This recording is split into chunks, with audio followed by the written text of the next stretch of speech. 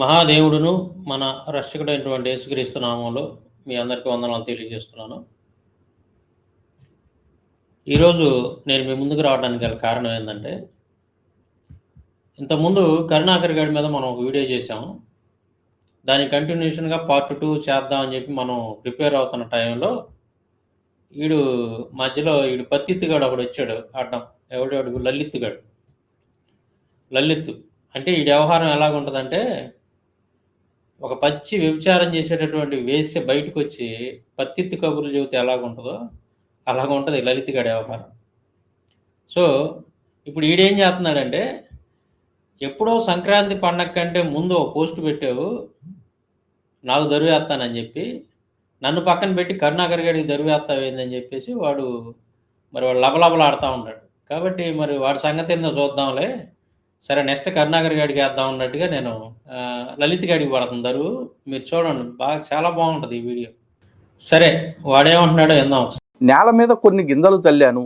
లలిత్ అనే కోడి ఆ గింజలు తింటూ బాగా బలిసి కొవ్వు పట్టి ఉంది. సంక్రాంతి స్పెషల్గా వచ్చే వారంలో లలిత్ అనే కోడిని బాగా కైమా కొట్టి ఫ్రై చేసుకుని తినేస్తా, డోంట్ వరీ. ఎరా 3 వారాలు అయిందిరా, ఏదిరా? అదనమాట. పండగ ముందు పోస్ట్ పెట్టావు, ఇంతవరకు నా మీద వీడియో చేయలేదు. కాబట్టి వాడి సంగతి కాదు, ముందు నా సంగతి చూడనుకుంటా వాడు ముందుకొచ్చి ఉంగున్నావాడిని తన్నాలి కదా, లేకపోతే వాడు ఊరుకోడు కదా. సరే వాడి సంగతి చూద్దామని చెప్పేసి ఈరోజు వీడియో మొదలు పెట్టాం. సో వాడు ఏమంటున్నాడు ఒక్కొక్కటి మరి మేము ముందు ఉంచుతాను చూడండి. దానికంటే ముందుగా లలిత్ గాడు ఏమంటున్నాడు విన్నారు కదా మీరు. అప్పుడెప్పుడో పోస్ట్ పెట్టి ఏంట్రా ఇంతవరకు ఏం చేయలేదు నువ్వు, కైమా కొడతానన్నావు, అదన్నావు ఇదన్నావు అంటున్నాడు. ఒరే లలిత్ గారి ఈ సందర్భంగా నేను ఒక విషయం చెప్పాలి మీకు. మతోన్మాదులు ఇప్పుడు మీరున్నారు, లలిత్ గారు, నువ్వు కానీ, కరుణాకర్ గారు కానీ, ఇంకా మతోన్మాదులు ఎవరెవరైతే ఉన్నారో మీ వాళ్ళంతా కలిసి మీరు పొద్దున్న లేగితే మత విద్వేషాలు రెచ్చగొట్టడమే మీ పని, మీ ఉద్యోగం అదే. హైందవులు క్రైస్తవుల మధ్య తగాదాలు పెట్టడం, హైందవులు ముస్లిమ్స్ మధ్య తగాదాలు పెట్టడం, కలిసిమెలిసి ఐక్యంగా ఉన్నటువంటి సహోదరుల మధ్య చిచ్చు పెట్టడం, ఇవన్నీ కూడా మీరు చేసేటటువంటి పనులు. ఇలా మీరు చేస్తూ ఉంటుంటే మీకు కొంత ఫండింగ్ వస్తుంటుంది. మతోన్మాద సంస్థల దగ్గర నుంచి మీకు ఫండింగ్ వస్తుంటుంది. అలాగే మీలాంటి భావజాలం కలిగినటువంటి మత ఉన్మాదులు, దేశాన్ని నాశనం చేయడానికి కంకణం కట్టుకున్నటువంటి కొంతమంది మత ఉన్మాదులు మీకు ఫండింగ్ ఇచ్చి మిమ్మల్ని బాగా ఎంకరేజ్ చేస్తూ ఉంటారు. కాబట్టి మీకు వేరే పనే ఉండదు. ఇంకా మీరు పొద్దున్న లేగితే సోషల్ మీడియాలో మత విద్వేషాలు రెచ్చగొట్టడమే మీ పని కదా. మరి నేను అలా కాదు కదా, నేను మరి కష్టపడి పని చేయాలి, నా కుటుంబాన్ని పోషించుకోవాలి. మీకు మళ్ళీ నాకేం లక్షలు రావు కదా, నేను కష్టపడి వ్యవసాయం చేసుకోవాలా. సో అందువల్ల ఏమవుతుందంటే సమయం అనేది సరిపోవట్లా. మీకు వెంటనే దరువు వేయాలని ఉంటుంది కానీ నాకు మరి టైం ఒక పక్కన మరి నేను జీవనాధారం కోసం పనికి ఆ టైం చాలా వరకు అటు కేటాయించాల్సి వస్తుంది. మీకు వీడియో చేయాలంటే టైం సరిపోవట్లా. కానీ ఈ మధ్య ఏం చేశానంటే ఏదో రకంగా మనం అడ్జస్ట్మెంట్ చేసుకొని ఎక్కువ సమయం మీకే కేటాయించాలని చెప్పి నేను నిర్ణయం తీసుకున్నాను. మతోన్మాదులకు ఎప్పటికప్పుడు దరువు వేయకపోతే ఏమైందంటే మీరు చెప్పేటటువంటి అబద్ధాలే నిజం అనుకొని జనాలు మోసపోయే అవకాశం ఉంటుంది. కాబట్టి నిజం ఎప్పుడు కూడా ప్రచారంలో ఉండాలి. కాబట్టి మరి నేను ఇక తప్పనిసరి అయ్యి ఈ నిర్ణయం తీసుకున్నాను. ఇక నుంచి మీకు గ్యాప్ లేకుండా మాత్రం ఉతుకుడు మిమ్మల్ని మామూలుగా కొట్టను. ఎరా లలిత్గా. సరే ఇప్పుడు ఈ వీడియోలో ఏందిరా నువ్వు మరీ ఇంత అజ్ఞానాన్ని బయట పెట్టుకున్నావు, నీ అజ్ఞానాన్ని. అరే లలిత్గా, ఈ వీడియోలో నువ్వు ఏమని అనుకున్నా కానీ నువ్వు మరీ ఎంత పనికిమాలినడు అనుకోలేదురా నేను. కనీసం మీరు నమ్ముతున్నటువంటి గ్రంథాల్లో రెఫరెన్సులు కూడా చూసుకోవటం మీ చేతగాల. ఇప్పుడు నేను చక్కగా 2 పుస్తకాలు రాసి రెఫరెన్సులు ఇచ్చాను. దాని ప్రకారం మరి మీ గ్రంథాల్లో ఉన్నటువంటి రెఫరెన్సులు చూసుకోవటం నీకు చేతగాల. ఏదో పిచ్చిగా వాగావు, అనవసరంగా నవ్వులు పాలయ్యావు లలిత్గా. సరే ఇప్పుడు లలిత్ గారు ఏమంటున్నాడో చూద్దాం. 1 by 1 వీడికి దరువు వేసుకుంటా ముందుకెళ్తాం. సో ఇది మనువాద ధర్మం, దాచబడిన మనువాద దేవుళ్ళ రహస్యాలు అనే బుక్ 2వ వాల్యూమ్లో ఒక ఎపిసోడ్ రాశాడు, చాప్టర్ 2లో. అదేంటంటే కృష్ణుడు మాంసాహారి. దీనికి వీడు చెప్తుంది ఏంటి? అహింస, గోరక్షణ, గోమాంసం నిషేధం లాంటి నీతి సూక్తులు వల్లించే మనువాదులు ఈ సనాతన ధర్మం వల్లనే మనుష్య జాతికి మనుగడాన్ని సంకలగుద్దుకునే మనువాదులు తమ గ్రంథాల్లో తాము ఆరాధించే దేవతలు ఎలాగ స్వతహాగా జీవించారో, ఏ మాదిరి మనం ముందుంచారో గమనిద్దాం. కృష్ణుడు రుక్మిణిని వివాహం చేసుకునేటప్పుడు పెండ్లి విందు కొరకు ఏమేమి జంతువులను చంపారో, ఎన్ని లక్షల జంతువులను చంపారో తెలిస్తే ఎవరైనా ఆశ్చర్యపోవాల్సిందే. కింద బ్రహ్మవైవర్త పురాణము, శ్రీకృష్ణ జన్మఖండము, 105వ అధ్యాయము 61, 62, 63 శ్లోకాలు. ఇప్పుడు శ్లోకాలు ఎవడు టిక్ పెట్టిస్తే ఆ శ్లోకాలు మాత్రమే చదివావు అనుకో, అవి కూడా చదివి ఉండవులే, అలా చదివావు అనుకో ఇలాంటి తప్పుడు అర్థాలే వస్తాయి. పైగా వీడు కొలతలు కూడా చెప్తా ఉన్నాడు. అంటే పెళ్లిలో మెను ఏమేమి పెట్టారో కూడా చూద్దాం ఒకసారి. 1,00,000 గోవులు, 2,00,000 జింకలు, వీటిని చంపవలెను. ఈ లైన్ పదాలు గుర్తుపెట్టుకోండి. కుందేళ్లు 4,00,000, తాబేళ్లు కూడా 4,00,000 చంపవలెను.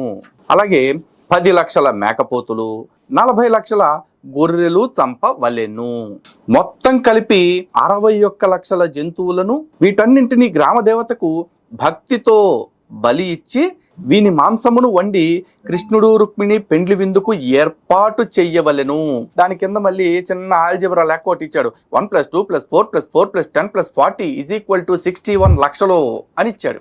అసలు ఈ మెను మొత్తం కూడా కృష్ణుడి పెళ్లికి సంబంధించింది, శ్రీకృష్ణుడు రుక్మిణి పెళ్లిలో వచ్చిందని నీ అమ్మ మొగుడు చెప్పాడారా? అరే లలిత్గా, ఈ మెను అంతా కూడా కృష్ణుడు రుక్మిణి పెళ్లి యొక్క దావత్కు సంబంధించినటువంటిది అని చెప్పి నీ అమ్మ మొగుడే చెప్పాడురా నాకు. లలిత్గా చూస్తావా? నీ అమ్మ మొగుడిని చూపిమంటావా? చూపిస్తా, చూడరా నీ అమ్మ మొగుడు ఏం చదువుతున్నాడు, జాగ్రత్తగా విను ఒకసారి. वैवत पुराण श्री कृष्ण जन्म खंड अध्याय 106 श्लोक नंबर 61, 62, 63।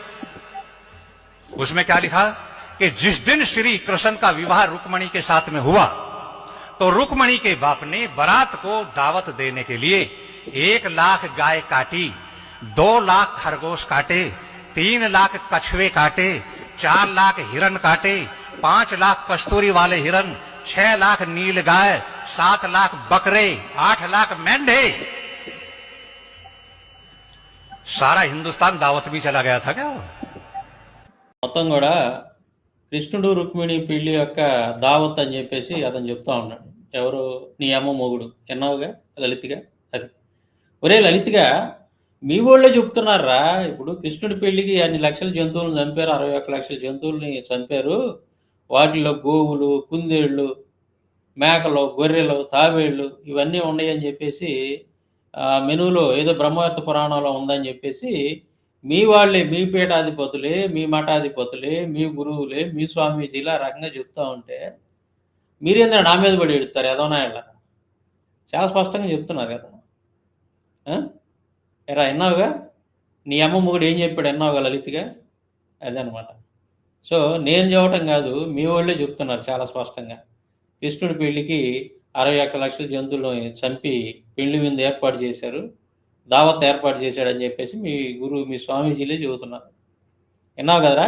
ఇప్పుడు నేను ఇన్ని తిట్లు తిడితే మహా అయితే ఆడేం చేస్తాడు, లలిత్గాడు ఎట్టంటాడు అని ఒక వీడియో చేసుకుని నన్ను కూడా తిడతాడు. అదిరా లలిత్గా, ఆ మాత్రం భయం ఉండాలి. సాంశరం అంటే మీ మతం మొదలుకి మీకు ఆ మాత్రం భయం ఉంటే చాలు. తిట్టడం కాదు, ఉప్పు పాత్ర ఎగస్టాల్ మాట్లాడితే. అర్థమైందా? సరే సో 1,00,000 గోవులు, 2,00,000 హరిణములు, వీనిని చంపాలి. కుందేళ్లు 4,00,000, తాబేళ్లు కూడా అన్నే చంపాలి. 10,00,000 మేకపోతులు, గొర్రెలు వానికి 4 చంపాలి. పర్వమందు గ్రామదేవతకు భక్తితో బలివ్వాలి. వీటి మాంసాన్ని వండి భోజనమునకు ఏర్పాటు చెయ్యి. ఓ రాజా, వ్యంజనముల సామాగ్రిని పరిపూర్ణము చెయ్యి. ఇప్పుడు చూసావు కదా, ఎవడరా చెప్పింది? కృష్ణుడు వచ్చి నా పెళ్లికి ఇవన్నీ కావాలి అని అడిగాడా? నా పెళ్లికి వచ్చిన వాళ్ళందరికీ ఇవన్నీ పెడతానని చెప్పాడా? రుక్మి పెట్టాడు. అరే పిచ్చిముండా కొడక, పెళ్లి కొడుకు ఎప్పుడు కూడా పెళ్లి కూతురి ఇంటి వాళ్ళతోటి నా పెళ్లికి పలానా పలానా భోజనాలు పెట్టండి అని చెప్పి చెప్పడరా. పెళ్లి కొడుకు ఇంటి దగ్గర భోజనాలు ఏర్పాటు చేసుకుంటాడు వాళ్ళకి ఇష్టం వచ్చినటువంటి. అలాగే పెళ్లి కూతురు ఇంటి దగ్గర పెళ్లి కూతురు తరపున ఎవరైతే ఉంటారో వాళ్ళు ఏదైతే పెట్టాలనుకుంటారో ఆ మెను వాళ్ళు పెడుతుంటారు. అర్థమైందా? అంతేగాని పెళ్లి కూతురు ఇంటి వాళ్ళతో ఎందుకు చెప్తాడు? మీరు పలానా భోజనాలు పెట్టండి మీరని చెబుతాడా? ఆ చికెన్ పెట్టండి, మటన్ పెట్టండి అని చెప్తాడా? లేదు కదా. ఎవరింటికాడ వాళ్ళు పెట్టుకుంటారు భోజనాలు. అది కూడా తెలియదేరా నీకు లలిత్గా? ఇక్కడ ఒరే మీరు గింజుకుంటున్నారు కానీ, ఒరే లలిత్గా నేను చెప్తున్నాను జాగ్రత్తగా. ఇప్పుడు రుక్మిణిని పెళ్లి చేసుకుంది ఎవరు? కృష్ణుడా? శిశుపాలుడా? కృష్ణుడే కదా. మరి అది కృష్ణుడి పెళ్లికి అందుకే వచ్చింది అది. ఇప్పుడు పెళ్లి కూతురు ఇంటి దగ్గర మెను ఏంటిది? అది ఈ ఏదైతే ఇప్పుడు నువ్వు చదివి వినిపించావో ఆవులు కానీ, కుందేళ్ళు కానీ, తాబేళ్ళు కానీ, మేకలు, గొర్రెలు ఇట్లాంటివన్నీ కూడా, జింకలు ఇవన్నీ కూడా కోసి విందు చేయండి అని చెప్పేసి రాజుకు చెప్తున్నాడు. తన ఒక కొడుకు ఇవన్నీ కూడా కోసి పెళ్లి విందు కోసం వీటన్నిటిని కూడా మీరు కోసి బలిచ్చి దేవతకు అర్పించి తీసుకొచ్చి భోజనాలకు ఏర్పాటు చేయండి అని చెప్పేసి రుక్మిణి వాళ్ళ అన్న చెబుతున్నాడు కదా. చెబుతున్నాడు, రాజుకు చెబుతున్నాడు, నువ్వు ఆజ్ఞాపించి చేయించమని చెప్పేసి. సో మరి ఇక రాజు ఆజ్ఞాపిస్తే చేయకుండా ఉండలేరు కదా ఎవరు కూడా. ఖచ్చితంగా అది ఇమీడియట్లీగా జరిగిపోద్ది అంతే. మరి వాటన్నింటినీ చంపలేదు, కొయ్యలేదు అని చెప్తావు నువ్వు. రాజు ఓ మాట చెప్పిన వెంటనే ఖచ్చితంగా రాజు ఆజ్ఞను పాటిస్తారు కదా. ఇప్పుడు నువ్వేమంటావు, శిశుపాలుడికి ఇచ్చి పెళ్లి చేద్దామని రుక్మిణి వాళ్ళ అన్న రుక్మి ఈ మెను ఏర్పాటు చేశాడు, అంతేగాని కృష్ణుడికి ఇచ్చేద్దామని కాదు అని అంటావు. ఇప్పుడు అక్కడ రుక్మిణి వాళ్ళ అన్న అనుకున్నది నిజమే. ఏంటది? శిశుపాలుడికి ఇచ్చి పెళ్లి చేయాలి అని. ఎందుకు శిశుపాలుడికి ఇచ్చి పెళ్లి చేయాలంటున్నాడు అని అంటే, కృష్ణుడు మంచివాడు కాదు, కృష్ణుడి క్యారెక్టర్ మంచిది కాదు, అతను ఒక వ్యభిచారి, జారుడు అని చెప్పి వాళ్ళ నాన్నకి అన్నీ చెప్తాడు. అతను అలాంటివాడు, ఎలాంటివాడు, అతను అలాంటివాడికి ఇది దేవత లాంటి నా చెల్లెల్ని తీసుకెళ్ళి అతను అలాంటివాడికి ఎలా మీరు ఇచ్చి పెళ్లి చేస్తావు, అది కరెక్ట్ కాదు, శిశుపాలుడు మంచివాడు, శిశుపాలుడికి ఇచ్చి పెళ్లి చేద్దాం అని చెప్పేసి వాళ్ళ నాన్నతోటి మాట్లాడతాడు. ఎవరు? రుక్మి. సరే వాళ్ళ నాన్న కూడా అంగీకరిస్తాడు దాన్ని. అది జరిగింది అక్కడ. ఇంతలోకి ఏం జరిగింది? కృష్ణుడు వచ్చి రుక్మిణిని పెళ్లి చేసుకుంటాడు. కాబట్టి ఈ పెళ్లి ఎవరిది? కృష్ణుడి పెళ్లి కిందకే వచ్చింది. రుక్మిణి పెళ్లికి ఏదేదైతే ఏర్పాటు చేస్తారో అక్కడ పెళ్లి విందు కోసం, అదంతా కూడా కృష్ణుడి పెళ్లికి సంబంధించిందే అయిపోయింది. ఎందుకంటే శిశుపాలుడు చేసుకోలేదు రుక్మిణిని చేసుకుంది కృష్ణుడు. కాబట్టి ఇది కృష్ణుడి పెళ్లి కిందకే వచ్చింది. అందుకే అక్కడ ఇందాక అతను కూడా స్వామీజీ కూడా ఏమంటున్నాడు, కృష్ణుడు రుక్మిణి పెళ్లికి ఇది పలాని చంపి దావత ఏర్పాటు చేశారు అని చెప్పి చెబుతున్నాడు. అర్థమైందా? రుక్మిణిని ఎవరైతే పెళ్లి చేసుకుంటారో వాళ్ళ పెళ్లికి అవి వర్తిస్తాయి. శిశుపాలుడు చేసుకోలేదు కాబట్టి, కృష్ణుడు వచ్చి చేసుకున్నాడు కాబట్టి అది కృష్ణుడి పెళ్లి కిందకే వచ్చింది. దాంట్లో తప్పేం రాసేవారా మనం? అక్కడ రుక్మిణి కృష్ణుడు పెళ్లికి అని చెప్పేసి నేను బ్రాకెట్లో రాసింది కారణం ఏందనంటే, అక్కడ జరిగింది కృష్ణుడు రుక్మిణి పెళ్లి అనేటటువంటి భావంతో, అర్థంతో నేను రాశాను. అక్కడ మీ గ్రంథంలో రాసింది అదే కదా. రుక్మిణిని ఎవరు పెళ్లి చేసుకున్నాడు? కృష్ణుడే. అదే పెట్టాను నేను బ్రాకెట్లో. తప్పే, నేనేం తప్పు రాశాను రా లలిత్గా, పిచ్చిమొండ అక్కడగా. ఇంకొకటి, ఇవన్నీ తింటాడు కృష్ణుడు, ఇవన్నీ తినడు అన్నాడు. కృష్ణుడు మాంసాహారం తింటాడు. అది నేను విష్ణు పురాణంలోను అలాగే బ్రహ్మ పురాణంలో రిఫరెన్స్లు చూపించా. నువ్వు అవి కాదు అన్నావు. అవి కాదు అవును నేను ఇప్పుడు చూపిస్తాను, నీకు చెంప చెళ్ళు అనేటట్టు నేను చూపిస్తాను. ఇప్పుడు వాటన్నిటిని కూడా రెఫరెన్స్లు అన్నీ క్లియర్గా చూపిస్తాను.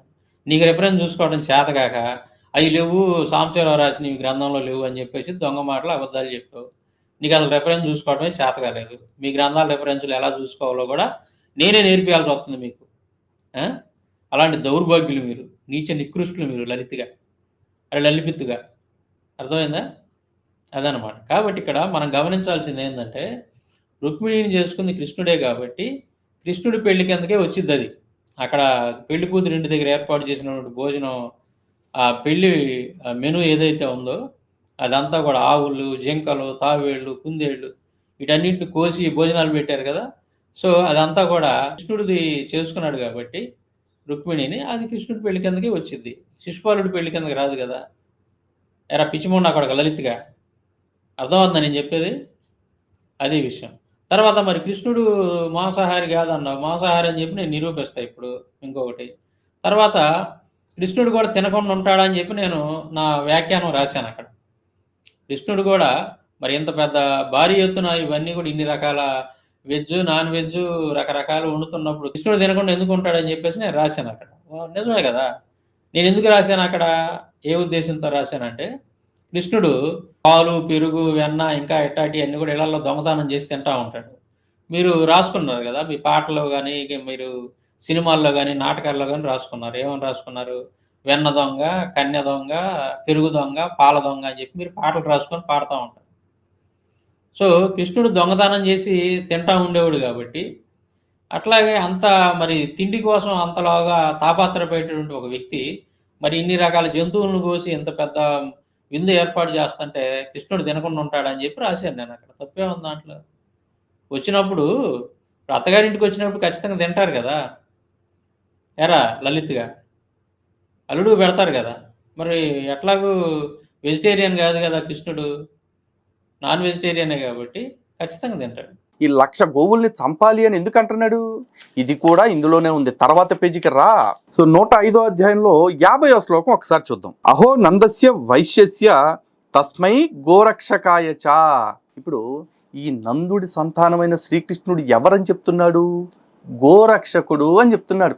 కాబట్టి ఆ గోరక్షకుడైన శ్రీకృష్ణుడితో వైరం పెట్టుకోవాలి అంటే శ్రీకృష్ణుడు మనసు పడుతున్నా లేదా శ్రీకృష్ణుడిపై మనసు పడుతున్న రుక్మిణీదేవిని తీసుకెళ్ళి వేరే వాళ్ళకి ఇచ్చేసి కృష్ణుడిని బాధ పెట్టడం ఒక దారి. ఇక రెండో దారి ఏంటంటే ఏ కృష్ణుడైతే గోరక్షకుడు అని చెప్తున్నారో ఆ కృష్ణుడికి ఇష్టమైన గోమాతల్ని చంపేసి కృష్ణుడిని మరింత బాధ పెట్టడం. కాబట్టి దుష్ట చతుష్టయం అనేది దిక్కుమాలిన బ్యాచ్ ఇంకేం చేస్తుంది?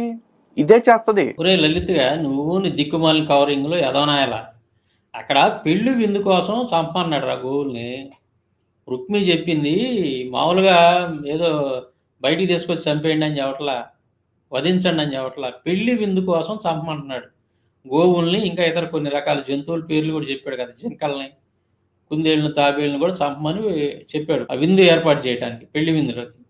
అంటే ఏంది? దీన్ని బట్టి మనకి ఏమర్థం అవుతుంది లలిత్గా? ఆ రోజుల్లో మరి పెళ్ళిళ్ళకి గోవులను కూడా వధించి గోమాంసం కూడా తినేవాళ్ళు అని చెప్పేసి దీన్ని బట్టి మనకు క్లియర్గా అర్థమవుతుంది. అంతే కదా? ఇప్పుడు మనం మన ఇంట్లో ఏదైనా పెళ్ళి మనం చేస్తున్నాం అని అంటే మరి పెళ్లి విందు ఏర్పాటు చేస్తాం కదా. ఆ పెళ్లి విందులో జనరల్గా అందరూ ఏదైతే తింటుంటారో అదే మనం ఏర్పాటు చేస్తాం. వెజిటేరియన్ చేసేవాళ్ళు వెజిటేరియన్ చేస్తారు, అలాగే నాన్ వెజ్ చికెనో మటనో లేకపోతే ఇంకోటి చేసేవాళ్ళు అవి పెట్టుకొని ఉంటారు వాళ్ళ స్తోమత కొద్ది. అట్లా వాళ్ళకి ఏది వీలుగా ఉంటే అది, ఏదైతే మొదటి నుంచి అది అలవాటు ఉన్నటువంటిది, అందరూ పాటించేది, అందరు తినేదే కదా పెళ్లి విందులు ఏర్పాటు చేసేది. అలాగే ఇక్కడ కూడా ఆ కాలంలో ఆ ప్రాంతాలలో ఆవులను కూడా వధించి పెళ్లి విందు ఏర్పాటు చేసేవాళ్ళు అని చెప్పేసి మనకు చాలా క్లియర్గా అర్థమవుతుంది. ఇంకో పాయింట్ ఏంటంటే లలిత్గా నువ్వు గుర్తుపెట్టుకోవాల్సింది ఇక్కడ జాగ్రత్తగా నాను. కృష్ణుడు మరి రుక్మిణి కోసం యుద్ధం చేసి రుక్మిణిని తీసుకొని వెళ్ళి పెళ్లి చేసుకున్నాడు కానీ మరి ఈ విధంగా మరి పెళ్లి విందుకు వధించబడుతున్నటువంటి ఆవుల కోసం ఎక్కడైనా యుద్ధం చేసి ఆ ఆవుల్ని రక్షించాడా అంటే మనకి ఎక్కడ అసలు ఆనవాలే కనపడదు. ఆనవాలు అనేది కనపడదు. ఇప్పుడు రుక్మి ఏదైతే చెప్పాడో పెళ్లి విందుకు ఆవులను కోసి భోజనాలు పెట్టండి అని ఏదైతే చెప్పాడో అంటే ఆ కాలంలో ఆ విధంగా ఆవులను కోసి భోజనాలు పెడితేనే కదా ఆవుల్ని తినేటటువంటి పద్ధతి. అంటే ఆ కాలంలో పెళ్లి విందులో ఆవుల్ని వధించి ఆవు మాంసం తినేటటువంటి పద్ధతి ఉందనే కదా అర్థం. మరి ఆ విధంగా పెళ్ళిళ్ళకి వధించబడుతున్నటువంటి ఆవుల్ని వాటిని రక్షించడం కోసం మరి కృష్ణుడు ఎక్కడైనా యుద్ధం చేసి వాటిని రక్షించాడా అంటే ఎక్కడా మనకి ఆ ఆనవాళ్ళే కనపడదు. కృష్ణుడు రుక్మిణి కోసం యుద్ధం చేశాడు తప్ప మరి పెళ్లి విందులో వధించబడుతున్నటువంటి ఆవుల కోసం యుద్ధం చేసినట్టుగా మనకి ఎక్కడా కనపడదు. ఎర లలిత్గా, అవునా కదా? సో మరి కృష్ణుడు గోరక్షకుడు అంటావు ఇంద్ర నువ్వు. గోరక్షకుడే కనుక అయితే నిజంగా ఈ విధంగా మరి పెళ్లిలో వధించబడుతున్నటువంటి గోవుల్ని రక్షించాలి కదా. ఇప్పుడు కృష్ణుడి యొక్క అత్తగారి ఇంట్లో వధించబడినటువంటి ఆ గోవుల్ని, ఆ 1,00,000 గోవులు ఏవైతే ఉన్నాయో మరి వాటిని రక్షించడానికి రావాలి కదా. మరి రాలా, గోవులను రక్షించడానికి రాలేదు కానీ రుక్మిణిని తీసుకెళ్ళి పెళ్లి చేసుకోవడానికి మాత్రం వచ్చాడు. అర్థమైందా? రుక్మిణిని పెళ్లి చేసుకోవడానికి వచ్చాడు తప్ప అక్కడ గోవులను రక్షించలేదా. దీనిని బట్టి మనం కృష్ణుడు గోరక్షకుడు అని చెప్పేసి మనం అనలేము. ఇక వీడు చెప్తున్న మరో రెఫరెన్స్ ఉంది, అది బ్రహ్మపురాణానికి సంబంధించింది, అది కూడా చెప్తా. దానిలో వీడు ఏమంటున్నాడు అంటే గోవర్ధన పర్వతాన్ని పూజించేటప్పుడు కృష్ణుడు మాంసం తిన్నాడు. టైటిల్ బాగుందిరా. టైటిల్ కింద రెఫరెన్స్ బ్రహ్మపురాణం ఉత్తరార్ధం 64వ అధ్యాయం 51వ శ్లోకం నుంచి వరసమ్మడి చెప్పుకుంటూ వెళ్ళాడట. కాబట్టి సంప్రదాయం ప్రకారం మీరు వివిధ రకాల పూజలు చేయవలను, గోవర్ధన పర్వతానికి పవిత్రమైన జంతువులను బలిచ్చి పూజించాలి అని కృష్ణుడు చెప్పాడట. అని ఎవడు చెప్తున్నాడు? ఈ అరగుండగాడి చెప్తున్నాడు. అరే పిచ్చిమున్నా కొడక లలిత్గా, అరే లల్లిపిత్తుగా, నీ పేరు లల్లిపిత్తుగాడు, లలిత్గాడు కదా, లల్లిపిత్తుగాడు. ఒరే లల్లిపిత్తుగా, నేను చెప్పేది ఏందిరా, నువ్వు చదువురా గ్రంథాలు ఎదవనాయలా. నువ్వు అసలు నీకు రెఫరెన్స్లు చూసుకోవడమే చేతగాల. ఇప్పుడు నేను చాలా క్లియర్గా అక్కడ రెఫరెన్స్ ఇచ్చా, అది కాదు అని అంటున్నావు, అది లేదు ఆ విధంగా ఈ సాంబశివరావు చెబుతున్నాడు తప్ప అది లేదు అని చెప్పేసి నువ్వు చెబుతున్నావు. ఇప్పుడు నేను చూపిస్తే ఏం చేస్తావు నువ్వు? అదే రెఫరెన్స్ నువ్వు నీ చేతిలో ఉన్నటువంటి పుస్తకంలోనే నేను చూపిస్తా, నువ్వేం చేస్తావు? 59 శ్లోకాలు ఏం చెప్తున్నాడో ఇక మళ్ళీ 55 నుంచి 59 శ్లోకాలు ఏం చెప్తున్నాడో చూద్దాం. ఈ విధంగా పలికిన కృష్ణుడి మాటలు విని అక్కడ ప్రజలు ఇలా అన్నారు, నీవు చెప్పినట్లే మేము గిరియజ్ఞము ప్రారంభిస్తాము అని చెప్పిరి. జంతువులను కొండకు బలిచ్చి వాటి మాంసము, పెరుగు, పాయసము మొదలగు ఆహార పదార్థాలతో ఆ కొండను పూజించిరి. లక్షల మంది బ్రాహ్మణులకు విందులు చేసిరి. ఇది కాస్త బోల్డ్లోనే పెట్టాడు ఈ సిగ్గులేని అదవ. అట్లు పూజించబడిన ఆ కొండ చుట్టూ రంకెల వేయుచు ఎద్దులు ప్రదక్షిణము చేసినవి. అప్పుడు కృష్ణుడు కొండ మీద కూర్చుని ఆ కొండలో ఉన్న దేవుణ్ణి నేనే అని చెప్పి భక్తులు తెచ్చిన ఆహార పదార్థాలన్నిటిని తిన్నాడు అని ఎవడు చెప్తున్నాడు? ఒరే లలిత్గా, నువ్వు రెఫరెన్స్లు చూసుకోవడం నేర్చుకోరా ముందు. రెఫరెన్స్లు ఎలా చూడాలో హిందూ మత గ్రంథాల్లో, అధ్యాయాలను ఎలా చూడాలని చెప్పేసి అది నేర్చుకోరా ముందు. ఒకవేళ నీకు తెలియకపోతే నాకు ఫోన్ చేయరా, నేను చెప్తాను లలిత్గా. నేను చెప్తున్నానంటే ఏముందిరా పిచ్చి ముండా కొడగా? కాదురా, నీకు అసలు ఏమన్నా సిగ్గు శరం సీమి నెత్తిరి ఏమన్నా ఉందరా నీకు? ఒరే లలిపిత్తుగా, నేను చెప్పేది ఏందిరా, మీ గ్రంథంలో రాసి ఉందరా అది చాలా స్పష్టంగా. బ్రహ్మపురాణంలో నేను ఇప్పుడు ఏదైతే చెప్పానో అదంతా రాసి ఉంది. నీ చేతిలో బ్రహ్మపురాణం ఉంది కదా, మరి నువ్వు తీసి చదవలేదా నువ్వు? అది పేర్కొన్న విషయం విష్ణు పురాణం పంచమ ఆశ్వాసం 10వ అధ్యాయంలో కూడా ఉంది. సరే, ఇక విష్ణు పురాణం పంచమాశ్వాసం ఇక్కడ రెఫరెన్స్ ఇవ్వలేదు కాబట్టి నేను దానిలోకి వెళ్ళట్లా. దాని రెఫరెన్స్ చూపించినా కూడా ఛాలెంజ్. ఈ ఘట్టంలో గోవర్ధనగిరి సందర్భంగా గనక కృష్ణుడు నాన్ వెజ్ తిన్నాడు అని చెప్పేసి నువ్వు విష్ణు పురాణం ఆధారంగా నిరూపించినా సరే ఓకే, ఒప్పేసుకుంటా. ఓకేనా? లేదంటావేంద్రా, ఇప్పుడు విష్ణు పురాణంలో లేదంటున్నావు, బ్రహ్మ పురాణంలో లేదంటున్నావు. అసలు నీకు రెఫరెన్స్, నేను చెప్పినటువంటి రెఫరెన్స్ నీకు తెలిసేస్తే కదరా, నువ్వు చూస్తే కదా. ఫస్ట్ ఆఫ్ ఆల్ ఈ తెంగరోడు కూడా తెలియాలి. ఈడు బ్రహ్మ పురాణం ఉత్తరార్థం 64వ అధ్యాయం అని చెప్పేసి చెప్పాడు కదా, అంత లేదు ఇక్కడ. ఒక్కసారి ఈ అధ్యాయం చూడండి. అథ 88 అంటే 180వ అధ్యాయం. ఈడు 64వ అధ్యాయం అని చెప్పేసి రాశాడు. మరి వీడికి రాత్రి పరిశుద్ధ పిశాచం ఏమన్నా వచ్చి కల్లో చెప్పిందేమో 64వ అధ్యాయం అని. అది 180వ అధ్యాయం అని నీకెవరు చెప్పారా? అశ్వమేధ యాగంలో గుర్రానికి గాడిదలు పుట్టిన వాళ్ళు వచ్చావని చెప్పారా నీకు? ఏరా లలిత్గా, పిచ్చి ముండా కూడా నువ్వు నీ బిల్డప్లు కాదురా. అసలు మీ బిల్డప్లు ఏందిరా? నాకు నవ్వుతుందరా నీ మాటలు ఏంటంటే. ఒరే లలిత్గా, అదా 88 అంటే 188వ అధ్యాయం, 180వ అధ్యాయం కాదు. ఒరే పిచ్చి ముండా కొడక లలిత్గా, నీకు ఇట్లాంటి బేసిక్సే తెలియలేదు నీకు. నువ్వేందిరా నువ్వు నాకు కౌంటర్ పెట్టేది ఏదోనా? ఈ నవ్వులు పాలవటం తప్ప నువ్వు ఎందురా మీ కౌంటర్లు ఏంది? మీరేంటిరా సాంబశివరావు కౌంటర్ అనుకుంటా వచ్చి ఎర్రి ఎంగళప్పలు అవుతుంటారు, ఒక్కొక్కడు ఎరుపు అవుతుంటాడారా లలిత్గా. నాకు నవ్వుతుందరా నీ వీడియోస్ వస్తుంటే.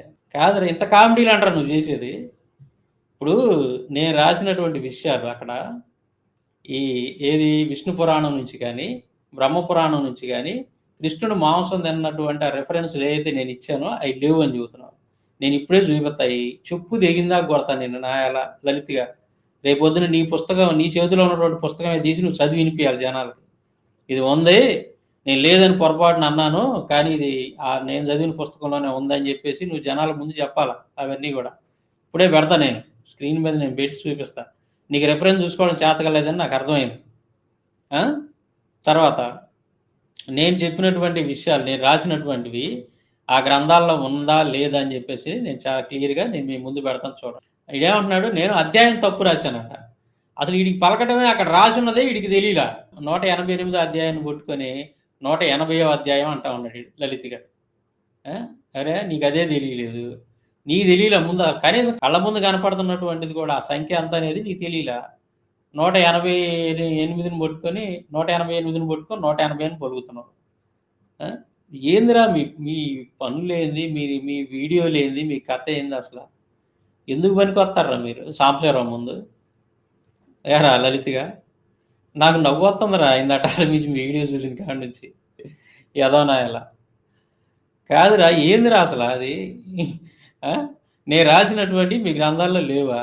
ఇప్పుడే చూపిస్తాను, ఆయన చెప్పు తీసుకొడతాను లలిత్గా. నువ్వు లేవు అన్నావంటే ఏదోనా ఎలా చూడు ఒకసారి, నేను పెడతా స్క్రీన్ మీద పెడతా చూడరా. నేను లలిత్ గారు చదివి వినిపించిన కొన్ని విషయాలు ఉన్నాయి కదా ఇందాకలా నేను రాసిన పుస్తకంలో అవి ఇప్పుడు వీళ్ళ గ్రంథాల్లో ఉన్నాయా లేవా? ఫస్ట్గా బ్రహ్మపురాణం తీసుకుందాం. అయితే ఇక్కడ వీడు ఏమన్నాడంటే, సాంబశివరావు 64వ అధ్యాయం అని రాశాడు బ్రహ్మపురాణంలోది. కానీ అది కాదు. అది 180వ అధ్యాయం అని చెప్పేసి వీడు చెబుతున్నాడు. వాస్తవానికి ఆడ రాసి ఉంది. వాడు చూపించిన పుస్తకంలో రాసి ఉంది మాత్రం 188వ అధ్యాయం అది. 180 కాదు. ఆడికి తెలియక పిచ్చిమొన్న కొడుకు 180 అని అన్నాడు. అర్థమైందా? సరే, ఇప్పుడు ఈడు తీసుకున్నటువంటి పుస్తకం ఏంటిది? ఈ లలిత్ గాడు ఏదైతే పాయింట్అవుట్ చేస్తున్నాడో వాడు ఏ పురాణాన్ని తీసుకొని మాట్లాడుతున్నాడు అనేది నేను మీకు చూపిస్తాను చాలా వివరంగా. అర్థమైందా? నేను ఏ పురాణాన్ని తీసుకొని నేను రాసిన పుస్తకాల్లో కోట్ చేశాను, నేను ఎవరి పురాణాలు తీసుకున్నాను, లేదా లలిత్ గాడు ఇప్పుడు మాట్లాడుతున్నటువంటిది ఏ పురాణాన్ని తీసుకొని మాట్లాడుతున్నాడో, అది ఎవరు పబ్లిష్ చేసినటువంటి పురాణం తీసుకొని మాట్లాడుతున్నాడో నేను మీ ముందు అంటే మీకు అర్థమయ్యేటట్టు చెప్తాను. ఇప్పుడు లలిత్ గాడి చేతిలో ఉన్నటువంటి ఆ పుస్తకంలో కూడా నేను నా పుస్తకంలో రాసినటువంటి విషయాలు ఉన్నాయి. వాడు ఏదైతే లేవు అంటున్నాడో వాడి పుస్తకంలోనే ఉన్నాయి. అది కూడా ఎక్కడ ఉన్నాయి? గోవర్ధనోద్ధరణం అటువంటి చాప్టర్ ఏదైతే ఉందో దానికి ముందు పేజీలోనే ఉన్నాయి నేను రాసినటువంటి బ్రహ్మపురాణంలో. లలిత్గా నువ్వు ఏదైతే చదువుతున్నావో దానికి ముందు పేజీలోనే ఉండేరా నేను రాసిన ఈ పుస్తకంలో రాసినవి. ఏదో నాయలా నీకు రెఫరెన్స్ చూసుకోవడం చేతకాక అది లేదు ఇది లేదు అంటూ వాగుతూ ఉండవు, పిచ్చి కోతలు పోతూ ఉండవు. సరే, నేను దాని గురించి కొద్దిగా క్లారిటీ ఇస్తాను, ఆ పురాణం గురించి. ఇప్పుడు లలిత్ గాడు ఏ పురాణం తీసుకొని మాట్లాడుతున్నాడు? నేను చెప్పినవి లేవు అంటున్నాడు కదా. ఒకసారి ఆ పురాణం గురించి నేను వివరిస్తానండి. ఇదిగో నేను స్క్రీన్ మీద పెడుతున్నా చూడండి. ఇది ఈ ఎర్రట పుస్తకాలన్నీ కూడా ఏంటంటే వెంకటేశ్వర ఆర్ష భారతి ట్రస్ట్ వాళ్ళు ముద్రించినటువంటి. ఇది ఒకప్పుడు ఒక వ్యాపారవేత్త ఈ పుస్తకాలని ప్రింట్ చేసి చాలా తక్కువ రేటుకి ఇస్తూ ఉండేవాడు. అంటే ఇది ఒక ఏదో సేవలాగా భావించి అతను ఏదో పెద్ద బిజినెస్ మ్యాన్ అనమాట, హైదరాబాద్లోనే ఉంటాడు. ఆయన ఈ పుస్తకాలని బాగా మంచిగా ప్రింట్ చేసి చాలా తక్కువ రేటుకి ఇస్తూ ఉండేవాడు. ఇవి అన్ని పురాణాలు ఇప్పుడు లభ్యం అవ్వట్లేదు. అంటే ప్రజెంట్ ప్రింటింగ్ కూడా ఇవి ఈ ఓల్డ్ బుక్ షాపుల్లోనే ఎక్కడో అక్కడ ఎక్కడ దొరుకుతూ ఉంటాయి అంతే. ఈ పురాణాలు అన్నీ కూడా దొరకవు, ఇవి కూడా అన్నీ దొరకవు. 18 పురాణాలకు కానీ మహా అయితే ఒక 7-8 పురాణాలు దొరుకుతూ ఉంటాయి, 10 పురాణాలు దొరుకుతూ ఉంటాయి అంతే. అయితే వీటిల్లో ఈ లలిత్ గాడు ఏదైతే చూపించి మాట్లాడుతున్నాడో వాడు ఈ పుస్తకంలో అయితే చదివాడు ఇప్పుడు దాకా.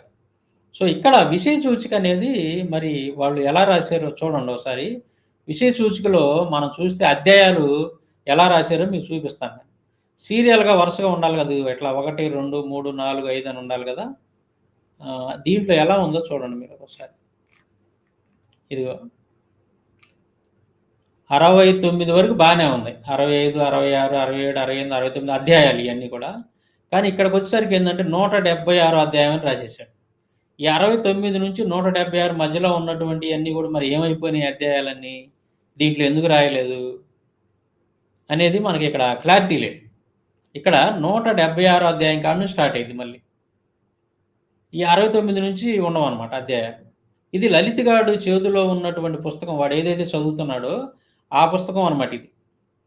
సో ఈ నెంబరింగ్ని పట్టుకొని వాడు నన్ను ఎగతాళి చేస్తున్నాడు. సాంబశివరావుకి ఏదో రెఫరెన్స్ ఒకటం తెలియలేదు, అధ్యాయం తప్పు రాశాడు పుస్తకంలో అని చెప్పేసి ఆ పిచ్చి మొండా కొడుకు ఇవన్నీ గమనించకుండా వాడు నోటికి వచ్చినట్టు వాగేశాడు. ఎరా లలిత్గా, ఇక్కడ నువ్వు నీ చేతిలో ఉన్న పుస్తకం ఒకసారి తీసి చూడరా. 69 తర్వాత 176 ఎలా వచ్చిందిరా? దీన్ని పట్టుకొని నువ్వు సాంబశివరావుకి అధ్యాయం రాయడం రాలేదు, పుస్తకంలో తప్పు రాశాడని చెప్తావా? పిచ్చిముండా కొడక. అసలు ఈ తెలుగు అనువాదాలు చేసినటువంటి వాళ్ళందరికీ కూడా కొంచెం గజిబిజిగా ఉంటుంది వ్యవహారం. మనకి ఒరిజినల్ ట్రాన్స్లేషన్ తీసుకోవాలి అని అంటే ఉన్నట్టుగా అథెంటిక్గా తీసుకోవాలంటే ఎప్పుడైనా మీరు చౌకాంబా పబ్లికేషన్ అటువంటి ఒక పబ్లిషర్స్ ఉంటారు. వాళ్ళు గత 130 సంవత్సరాల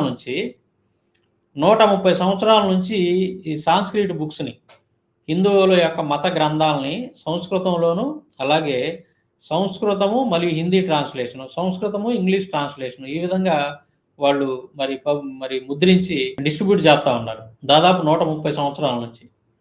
అంటే చాలా పాత అనువాదం వీళ్ళవన్నీ కూడా. అందువల్ల ఏంటంటే ఎవరైనా సరే నార్త్ సైడ్ ఎక్కువగా ఈ చౌకాంబా పబ్లికేషన్ వాళ్ళు ముద్రించినటువంటి గ్రంథాలకి ఎక్కువ ప్రిఫరెన్స్ ఇస్తారు. అది అథెంటిక్ అన్నమాట. ఈ సౌత్ ఏరియాలో ఉన్నటువంటి వాళ్ళకి పెద్దగా వీటి జోలి బారు కాబట్టి అంత ఇదిగా తెలియదు ఇటుండే వాళ్ళకి వీటి గురించి. అయితే ఇప్పుడు నేను చూపించినటువంటి ఆ ఆర్షభారతి, వెంకటేశ్వర ఆర్షభారతి వాళ్ళు ఆ ముద్రించినటువంటి ఆ పుస్తకాలు ఏవైతే ఉన్నాయో, వాటిని అనువాదం చేసేటటువంటి వాళ్ళు కూడా, ఆ రచయితలు కూడా ఏం చేశారంటే, ఈ నార్త్‌లో ఉన్నటువంటి చౌకాంబా పబ్లికేషన్ వాళ్ళయి, అలాగే మోతీలాల్ బనారసిదాస్ వాళ్ళయి, వీళ్ళయి తీసుకొని వాళ్ళ దగ్గర పెట్టుకొని వీళ్ళు అనువాదాలు చేశారు. ఈ తెలుగులో అనువాదం చేసేటప్పుడు ఏం చేశారంటే, ఈళ్ళు కొంతమంది కుహనా మేధావులు ఎక్కడైతే వాళ్ళకి ఇబ్బందికరంగా ఉంటాయో కొన్ని పదాలు గాని, కొన్ని సంఘటనలు గాని, వాటిని పూర్తిగా తొలగించటం, లేదా ఆ పదాలని అర్థం కాకుండా రాసేయటం, లేదంటే ఆ పదాలకు తప్పుడు వ్యాఖ్యానాలు రాయటం, అట్లా చేసుకుంటూ వచ్చారు. కొంచెం కుటిలత్వం చూపిస్తుంటూ వచ్చారు. అది నేను ఐడెంటిఫై చేశాను. కొన్నిట్లో చూసి ఐడెంటిఫై చేసి నోట్ చేశాను. సందర్భం వచ్చినప్పుడు వాటి గురించి కూడా నేను చూపించి మరీ మాట్లాడతా. నేను ఈ పుస్తకాలు రాసేటప్పుడు ఈ మొత్తం కూడా నేను అబ్జర్వ్ చేశాను. మనం అచ్చం తెలుగు ట్రాన్స్‌లేషన్ మీదనే ఆధారపడితే పర్ఫెక్ట్‌గా ఉన్నది ఉన్నట్టుగా మనం సమాజానికి అందించలేము. కాబట్టి అథెంటికేషన్ ఏంటి అసల? ఈ అథెంటిక్ బుక్స్ ఏమున్నాయి ఇండియాలో? ప్రాచీనమైనటువంటి అనువాదాలు ఏమున్నాయి? ఏ పబ్లిషర్స్ నిజాయితీగా ఉన్నదున్నట్టుగా అనువాదం చేయించారు అనేది నేనప్పుడు ఆలోచించి దాని గురించి బాగా సెర్చ్ చేసినప్పుడు ఈ చౌకాంబా పబ్లికేషన్ అటువంటి వాళ్ళది నాకు కంటపడింది. అప్పుడు ఫస్టు తెప్పించాను. కొన్ని బుక్స్ వాళ్ళ దగ్గర నుంచి నేను వారణాసి నుంచి తెప్పించాను. తెప్పించి పరిశీలన చేసినప్పుడు వాటికి తెలుగు ట్రాన్స్‌లేషన్ వాటికి పరిశీలన చేసినప్పుడు కొద్దిగా ఈ తెలుగులో అనువాదం చేసినటువంటి రచయితలు వాళ్ళ యొక్క బుద్ధి చూపించారు. అక్కడక్కడ చూపించారు. నాకర్థమైంది. ఓహ్! ఇది ఎట్టయితే ఇది పక్కన పెట్టాలి మనం. మనం ఈ చౌకాంబా పబ్లికేషన్ వల్ల ఆ ట్రాన్స్‌లేషన్ బుక్సే మనం తీసుకోవాలి. అయి తీసుకొని గనక మనం వీటిలో అనువాదం గనక రాసుకుంటా వస్తే, మనం ఎలాంటి వాడితో అయినా సరే, ఆడు ఎంత పెద్ద పీఠాధిపతి అయినా, మఠాధిపతి అయినా, ఎవరి ముందైనా సరే మనం కూర్చొని వీటి గురించి మనం చర్చించవచ్చు. మనం ఎటువంటి పొరపాటు లేకుండా మంచి అనువాదాన్ని అందించినటువంటి వాళ్ళం అవుతాం మనం అని చెప్పేసి నాకు అనిపించి, నేనేం చేశానంటే, ఈ చౌకాంబా పబ్లికేషన్ వాళ్ళ బుక్సే తెప్పించాను. పురాణాలు గాని, ఇంకా ఇతర గ్రంథాలు. దాదాపు 99% అయ్యేవాడండి. బ్రహ్మపురాణం అని అన్నాడు కదా వాడు, ఇప్పుడు ఏడు చూపించాడు. చూడండి దాంట్లో అధ్యాయాలే సరిగ్గా లేవు. అధ్యాయాలే సరిగ్గా 69 తర్వాత 176 అని రాశారు దాంట్లో. ఇప్పుడు దీన్ని ఎలాగ తీసుకోవాలా? ఎలా ప్రామాణికంగా తీసుకోవాలా? మిగిలినటువంటి అధ్యాయాలు ఏవి అక్కడ? ఒక క్రమం ఏది దాంట్లో? దీన్ని తీసుకొని మనం ఇది ప్రమాణం అని చెప్పేసి దీంట్లో విషయాలు తీసుకెళ్ళి ఎలాగ మనం జనాలకు చెప్తాం? ఇప్పుడు లలిత్ గడి కంటే ఇవన్నీ తెలియదు కాబట్టి, వాడికి జీరో నాలెడ్జ్ కాబట్టి, ఆడు పొద్దున్న లేచి ఎవరిని బ్లాక్‌మెయిల్ చేద్దాం, ఎవరి దగ్గర ఒక 50, 60 లక్షలు కొట్టేద్దామా, ఇదే పనిలో ఉంటాడు కాబట్టి ఆడు పిచ్చిమొండా కొడుకు ఈ పుస్తకాల గురించి, వీటిలో ఉన్నటువంటి అధ్యాయాల గురించి, ఈ అనువాదాల గురించి, పబ్లిషర్స్ గురించి ఆ పిచ్చిమొండా కొడుకు ఏమి తెలియచావు. వాడు దౌర్భాగ్యుడు, లలిపిత్తుగాడు. కాబట్టి మనం ఏందంటే, నేను ఒకటి ఆలోచించాననమాట. ఇవాళ మనం ఉండొచ్చు, రేపు పొద్దున లేకపోవచ్చు. మనం చేసినటువంటి పని అనేది మాత్రం ఉంటది, కలకాలం ఉంటది. ఇప్పుడు ఏదైతే హిందూ మత గ్రంథాల మీద మనం దాదాపు 6 సంవత్సరాలు పరిశోధన చేసి, వీటన్నిటిని బయటికి తీసుకొస్తున్నాం కదా! ఈ పుస్తకాల్లో మనం వేటిని ఆధారంగా తీసుకొని రాయాలి అనంటే, ఏ పురాణాలను ఏటినంటే చౌకాంబా పబ్లికేషన్ మాత్రమే తీసుకోవాలి. అదైతేనే మనం ఎంత దూరమైనా ఎళ్ళగలం. ఒకవేళ రేపొద్దున లలిత్ గారు లాంటోళ్ళు ఈ విధంగా ముందుకొచ్చి వాళ్ళు లేనిపోని అబద్ధాలు చెప్తున్నా సరే, మనం అలాంటి వాళ్ళతో ఎంత దూరమైనా ఎళ్ళొచ్చు, ఎంతైనా వాదించొచ్చు, ఎవిడెన్స్ పెట్టి మాట్లాడొచ్చు మనం. ఇంక దానికి తిరుగుండదు. ఓటమనేది ఉండదింక. సో, ఆ ఉద్దేశంతోటి నేనేం చేశానంటే, రేపొద్దున మనం కాకపోయినా మన తర్వాత వాళ్ళైనా సరే, మనం రాసిన బుక్స్ తీసుకొనెళ్ళి కూర్చుంటే వాళ్ళకి అపజయం ఉండకూడదు. డిబేట్స్‌లో కావచ్చు, లేదా ఇతరత్రా ఏదైనా చర్చించేటువంటి విషయాల్లో, హిందూ మత గ్రంథాల గురించి మాట్లాడే విషయాల్లో మన గ్రంథాల్లో కోట్ చేసినప్పుడు ఎక్కడ కూడా వాళ్ళు ఫెయిల్ అవ్వకూడదు క్రైస్తవ సహోదరులు అనేటువంటి ఉద్దేశంతోటి నేను ఏం చేశాను, పుస్తకాలు తెప్పించాను. చౌకాంబా పబ్లికేషన్ వాళ్ళ వారణాసి నుంచి చాలా బుక్స్ తెప్పించాను. అంటే నేను ఇప్పుడు ఈ పుస్తకాల్లో కోట్ చేసినవి దాదాపు 99% అయ్యే ఉంటాయి. కాబట్టి అసలు చిన్న మిస్టేక్ కూడా ఉండదనమాట. అసలు ఏమాత్రం కూడా నా పుస్తకాలు తీసుకొని పెద్ద పెద్ద పీఠాధిపతులు, మఠాధిపతుల ముందైనా కూర్చొని మాట్లాడొచ్చు. వాళ్ళకే తెలీదు ఈ విషయాలు. మనం కోట్ చేసినటువంటి నా పుస్తకాల్లో నేను కోట్ చేసినటువంటి విషయాలు ఆళ్ళకి ఎవరికీ తెలీదసల. పీఠాధిపతులు, మఠాధిపతులు అన్న వాళ్ళకి కూడా ఆటి గురించి అంత సంపూర్ణ అవగాహన లేదు. మనం ఏంటంటే వాటన్నిటిని పరిశోధన చేసి రాసాం. అథెంటిక్ పబ్లికేషన్స్ వాళ్ళవి మాత్రమే తీసుకొని నేను మెన్షన్ చేశాను ఆ పుస్తకాలు. ఇప్పుడు ఆ బ్రహ్మపురాణం లలితగాడు ఏదైతే చెప్పాడో వాటి గురించి నేను మీకు చూపిస్తాను చూడండి. నేను ఏది తీసుకున్నాను. ఇదిగో బ్రహ్మపురాణం కనపడుతుందా మీకు? ఇది వాల్యూమ్ 1, వాల్యూమ్ 2 2 ఉంటాయి బ్రహ్మపురాణం. వీటిలోంచి తీసుకొని నేను అనువాదం చేశాను. ఇది సాంస్క్రిట్ టెక్స్ట్ ఉంటుంది, హిందీ ట్రాన్స్లేషన్ ఉంటుంది. దీంట్లో సాంస్క్రిట్ హిందీ ట్రాన్స్లేషన్ ఉంటుంది. మొత్తం చాలా క్లియర్గా ఉంటుంది. వీటిలో ప్రతిదీ కూడా శ్లోకం ఉంటుంది, కింద తెలుగు తాత్పర్యం ఉంటుంది, చాలా ఇదిగా ఉంటుంది. అయితే ఇప్పుడు నేను తీసుకున్నటువంటి ట్రాన్స్లేషన్లో ఇప్పుడు నేనేం చెప్పాను అది నేను చూపిస్తాను చూడండి. ఇక్కడ ఇది చౌకాంబ వాళ్ళది, వారణాసి. దీంట్లో వాడు ఏదో అంటున్నాడు కదా, సాంబశివరావు 64 అధ్యాయం అని రాశాడు బ్రహ్మపురాణం. 64 కాదు 180 అని అంటున్నాడు కదా వాడు. ఇదిగో చూడండి, ఇక్కడ సీరియల్గా ఉంటాయి అధ్యాయాలు. ఈ అధ్యాయాలు ఇదిగో నేను రాసినటువంటి బుక్లో రాసినటువంటిది ఈ అధ్యాయంలోంచి తీసుకున్నాను. ఇది 64. ఇది సాంస్క్రిట్ లెటర్స్ అనమాట. ఇది 6, ఇది 4, 64. 64 309 పేజీ. 309 పేజీలో నేను తీసుకున్నాను అనమాట. ఇది ఇక్కడ ఏముంది, ఇక్కడ రామకృష్ణ కృత్ అనేక్ లీలా వర్ణన్ అని ఉంది కదా ఇక్కడ. ఇది చూడండి, ఈ అధ్యాయం చూద్దాం.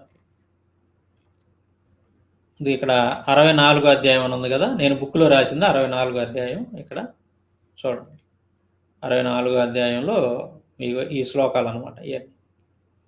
ఈ శ్లోకాలు ఇవన్నీ కూడా ఈ తెలుగులో ఇచ్చాను అనమాట. చాలా క్లియర్గా హిందీ ట్రాన్స్లేషన్ ఉంటుంది అనమాట. అదంతా కూడా ఇలా ఉంటుంది. దీని హిందీ ట్రాన్స్లేషన్ ఎలా ఉంటుంది. సో వీటిలో తీసుకొని నేను తెలుగులోకి అనువాదం చేసి మన బుక్లో రాశాను అనమాట. చాలా క్లియర్గా ఇది నేను ఈ విధంగా ఒక దాదాపు 133 సంవత్సరాల చరిత్ర కలిగినటువంటి పాత ట్రాన్స్లేషన్స్, పాత పబ్లికేషన్స్ వాళ్ళవి తీసుకొని నేను మన పుస్తకంలో మెన్షన్ చేశాను అనమాట. ఇది ఎవరో కూడా మీరు నార్త్లో కనుక చూసుకున్నట్లయితే ఎవ్వరు కూడా దీన్ని మన దేశవ్యాప్తంగా కూడా ఈ చౌకాంబ పబ్లికేషన్ వాళ్ళని వీళ్ళని చాలా అథెంటిక్గా గుర్తిస్తారనమాట. దీనికి తిరుగు ఉండదు. ఇంకా వీళ్ళ బుక్స్ ఏమాత్రం కూడా ఎవరు కూడా ఇది వంక పెడతానికి ఉండదు.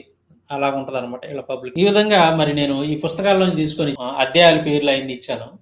కానీ లలిత్ గారు మాత్రం సాంబశివరావు తెలీదు, సాంబశివరావు తప్పిచ్చాడు అని చెప్పేసి మాట్లాడుతున్నాను. వాడి చేతిలో ఉన్న పుస్తకమే 69 తర్వాత 176, 177 ఇట్లా ఏదో వస్తూ ఉంది. అంటే ఆడ దాంట్లోనే సరిలేవు అధ్యాయాలు రాయటం అనేది. అక్కడ సరిగ్గా రాయలేవాడు, ఎగరగొట్టి రాశారు మొత్తం కూడా. అందువల్ల లలిత్ గాడికి పాపం ఇవన్నీ తెలిసావు, ఆడికి తెలిసావుగా నోటికి వచ్చినట్టు తెగ రంకెలేస్తూ ఉన్నాడు. తెలియక పిచ్చి ముండా కొడుకు మళ్ళీ పిచ్చి పిచ్చిగా వాగుతూ ఉన్నాడు. చూశారు కదా మీరు. సరే, ఇప్పుడు మనం ఏం చేద్దామంటే అసలు సాంబశివరావు చెప్పినటువంటి విషయాలు దాంట్లో ఉన్నాయా లేవా ఆ గ్రంథాలు. ఇప్పుడు లలిత్ గాడు చేతిలో ఉన్నటువంటి పుస్తకం ఉంది కదా బ్రహ్మపురాణం, ఆ బ్రహ్మపురాణంలో నేను చూపిస్తా. ఏది కృష్ణుడు మాంసం తిన్నాడా లేదనేటువంటిది నేను అదే పుస్తకంలో చూపిస్తా. ఏదైతే ఒక చాప్టర్ చదివాడో వాడు లలిత్ గాడు, దానికి ముందు పేజీలోనే ఉంటుంది నేను చెప్పింది, నేను నా పుస్తకంలో రాసినటువంటి విషయం. అది నేను ఇప్పుడు మీకు స్క్రీన్ మీద పెట్టి చదివి వినిపిస్తాను. ఇదేగా బ్రహ్మపురాణం, లలిత్ గారు చూపించినటువంటి బ్రహ్మపురాణం, వాడు చదివి వినిపించినటువంటిది. దీంట్లో నేను మన పుస్తకంలో రాసినటువంటి విషయం ఇందులో ఉందా లేదా అనేది ఒకసారి మనం చూద్దాం. ఈ శ్లోకం చూడండి, నేను మన పుస్తకంలో మెన్షన్ చేశాను. ఇది ఏమని ఉంటుంది ఇక్కడ, అర్చ్యతాం పూజ్యతాం మేధ్యం పశుం హత్వ విధానత అని ఉంటుంది. ఈ శ్లోకం ఇప్పుడు ఇందాక లలిత్ గారు చెప్పాడు కదా, చదివి వినిపించిన దగ్గర ఈ శ్లోకం ఉంటుంది. వాడు లేదని చెబుతున్నాడు, పిచ్చి ముండాకుడు ఉంటుంది. అయితే ఈ తాత్పర్యం అంతా కూడా నేను చదివి వినిపిస్తాను చూడండి. కావున తామందరూ రకరకములైన పూజా ద్రవ్యములచే, లలిత్ గారు ఇందాక చదివాడు కదా నా పుస్తకం నుంచి తీసుకొని, నా పుస్తకం నుంచి తీసుకొని చదివినప్పుడు ఇవన్నీ చదివి వినిపించాడు అని ఎవరు చెబుతున్నాడు, వాడు చెబుతున్నాడు అని చెప్పి అంటున్నాడు కదా వాడు పిచ్చి ముండా కొడుకు.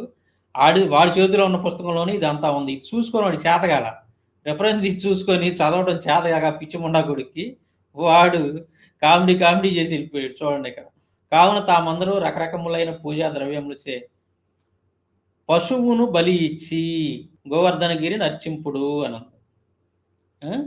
పశువులను బలి ఇచ్చి, కృష్ణుడు చెబుతున్నాడు ఈ మాట. తామందరూ రకరకములైన పూజా ద్రవ్యములచే పశువును బలి ఇచ్చి గోవర్ధన గిరిని అర్చించండి అని చెప్పి చెబుతున్నాడు. ఆ తర్వాత ఏముంది ఇక్కడ, వాళ్ళు ఏం చేశారంట, పెరుగు పాయసము మాంసములతో, పెరుగు పాయసము మాంసములతో కొండకు బలి ఇచ్చిరి, నూర్లు వేలుగా విప్రులకు విందులు చేసిరి. ఇది అంతా కూడా ఇప్పుడు నేను రాశానుగా, మన పుస్తకంలో ఇదే కదా ఉంది, వాడు చదివినిపించిందంతా ఇదేగా. పాయసము పెరుగు మాంసములతో కొండకు బలి ఇచ్చారు అని చెప్పేసి చాలా స్పష్టంగా మన దాంట్లో రాసి. ఇప్పుడు కృష్ణుడు తిన్నటువంటి విషయం ఏడుంది దీంట్లో, లలిత్ గారి చేతిలో ఉన్నటువంటి పుస్తకంలోనే కృష్ణుడు మాంసం తిన్నాడని ఎక్కడుంది, ఇదిగో చూడండి కిందకు వస్తే మీరు ఇక్కడ గోవిందుడు కొండనెత్తమున కూర్చుండి నేనే మూర్తి ధరించిన కొండ దేవతనని ఆ గోపశ్రేష్ఠులు తీసుకొని వచ్చి నివేదించిన పలు తెరంగులైన అన్నములను ఆరగించను, పలు తెరంగములైన అన్నములను ఆరగించను. పలు రకాలైనటువంటి ఆహార పదార్థాలు ఏ అయితే వీళ్ళందరూ బలిచ్చి ఆ కొండకు తీసుకొని వచ్చారో వాటన్నిటిని కూడా ఏం చేశాడంట, ఆరగించను అని.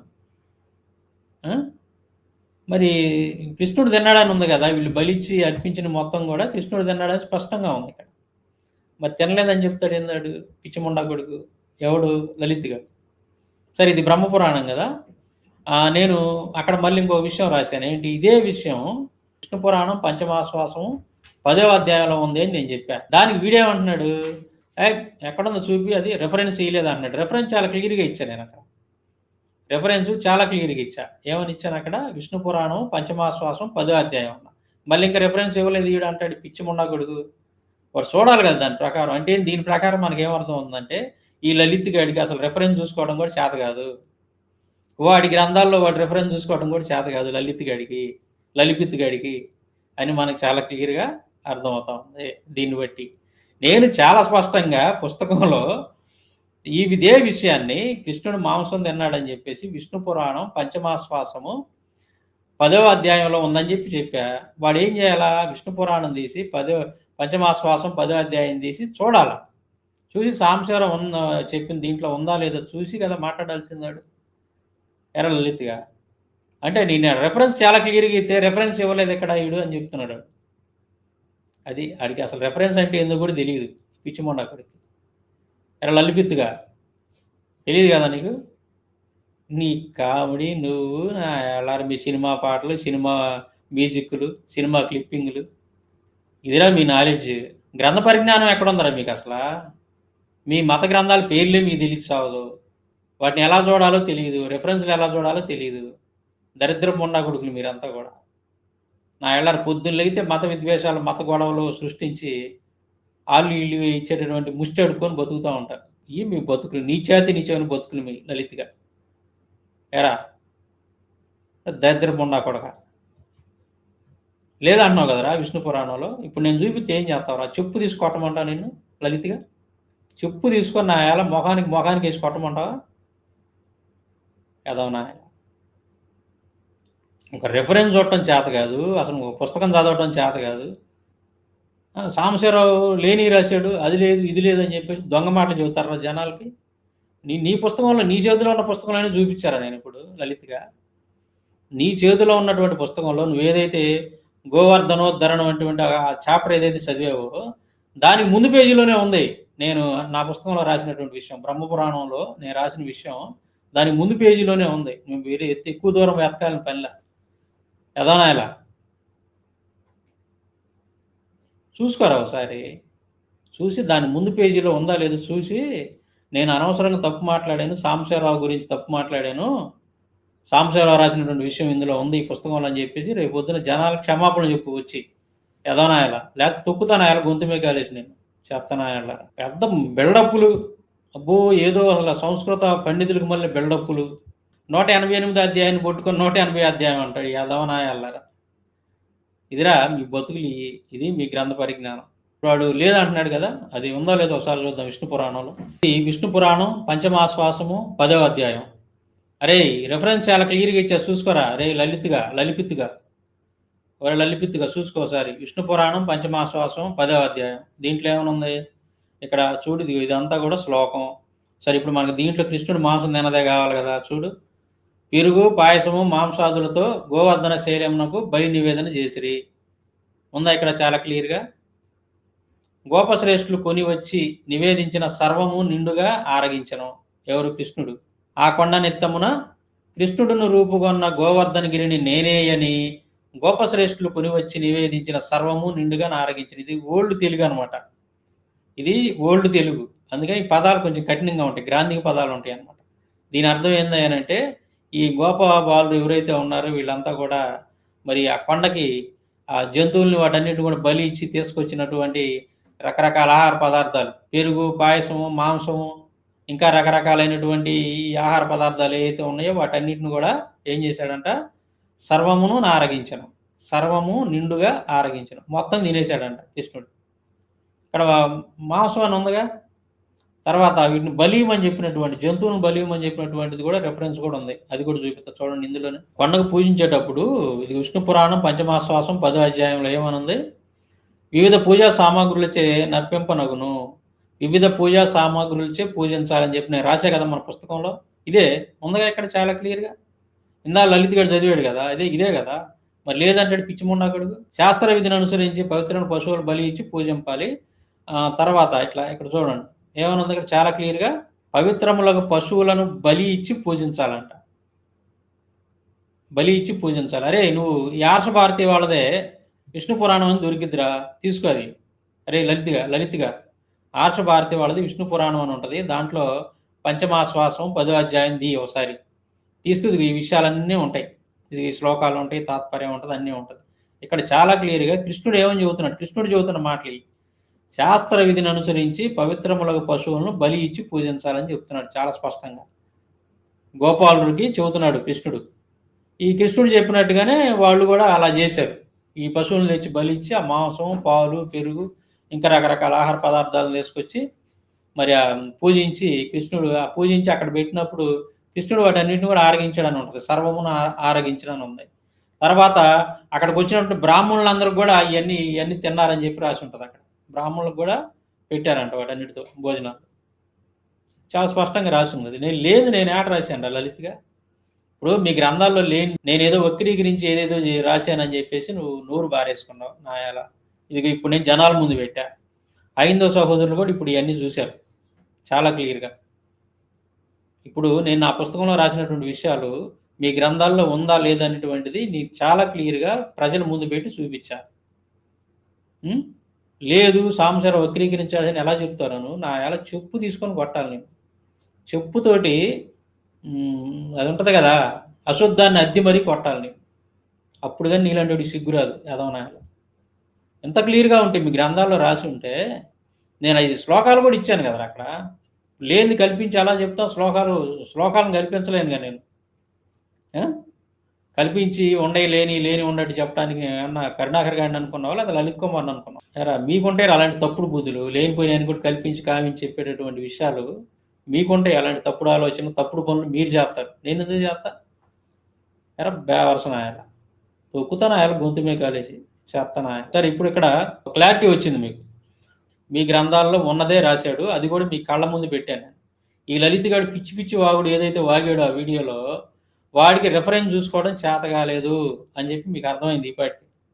అదేవిధంగా వాడు తీసుకున్నటువంటి పుస్తకంలో అధ్యాయాలు కూడా 69 తర్వాత 171 176 ఏదో రాసేశారు.